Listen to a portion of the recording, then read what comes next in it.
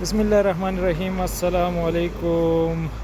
یو پیر بیا ستاسو په خدمت کې حاضر یو د یو نوې ګاډي سره او ډیرو ملګرو فرمایش کوي چې یاره لږ ارزان ګاډي پکې ښه نو ارزان ګاډی راته ښه نن 2004-5 ماډل الټس ګاډی دی، تور کلر دی او د دې قیمت هم ښه دی، ارزان ګاډی دی. که د ایکس جی چې کوم شوقیان ملګري دي هغوی دپاره ښه ګاډی دی. د په هغې کې الټس دی، 1600 سی سی انجن دی او تقریبا شیپ کې چې کوم دی نو دا هم داسې ښکاري لکه XLI GLI یا ایکس جی چې کوم ګاډي دی.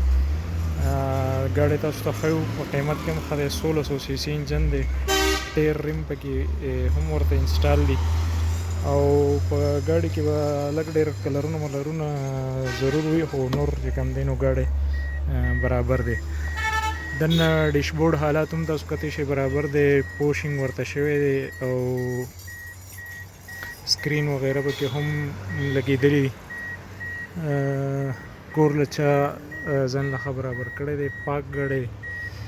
نور دغه زه په هر ویډیو کې وایم چې یاره کلرونه چې دي دا به پکې خامخا وي، پینټ به پکې وي خو ډینټ به پکې نه وي او دې نه علاوه سیل بای سیل به روغ وي، اکسیډنټ به نه وي.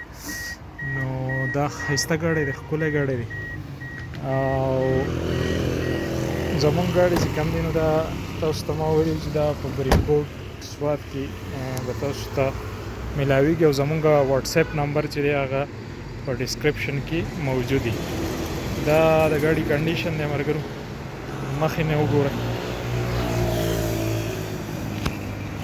کوم چې د کسټم چور ګاډو NCP ګاډو نمبري د ملکنډ ډویژن دپاره هغه نمبري شوی دی او دغه ګاډی د ملګرو ستاسو د مخې دی. د دې ګاډي چې کوم دی نو قیمت د مالک د طرفه دی 6,30,000 روپۍ، 6,30,000 روپۍ قیمت یې وایي ملګرو.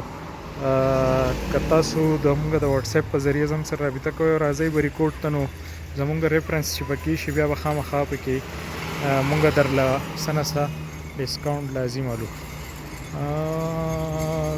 غټ ګاډي چې کوم د وړو ګاډو نه تنګ کسان یې اکثر هغه دا ګاډی چې کوم دی هغه بیا د غټو ګاډو شوقیان چې هغه وړوکې ګاډي نشي ساتلی نو دا په ریټ باندې هم ښه دی او ګاډی چې کوم دی غټ ګاډی دی، 1600 سی سی انجن دی، په خرچه کې هم دومره نه دی. په ډېرو الټسو کې یا د دې خوا ته اوس دا ولاړ دی نو دا چې کوم دی لوکزیل دی، په دې باندې به هم خبرې کوو. خو دغه کې بیا 1800 سی سی انجن دا چې دی دا 1600 سی سی انجن دی نو په خرچه کې هم دا ګاډي بیا د نورو ګاډو په نسبت باندې د دغې لوکزیل یا کم چې هونډا 1800 راځي د هغې نه بیا په خرچه کې هم دا ښه دي. نو که چاته د دې ګاډي ضرورت وي شوقي څوک نو هغه زموږ سره زموږ د واټساپ نمبر چې کوم دی کوم چې په ډسکرپشن کې موجود دی هغې باندې رابطه وکړئ او بریکوټ سوات کې به چې کوم دی دا ګاډی تاسو ته میلاویږي. ډېره مننه. تر یو بل ګاډي د ریویو پورې خپل ورور مظفر شاه له اجازت ورکړئ. د لوی الله پامان.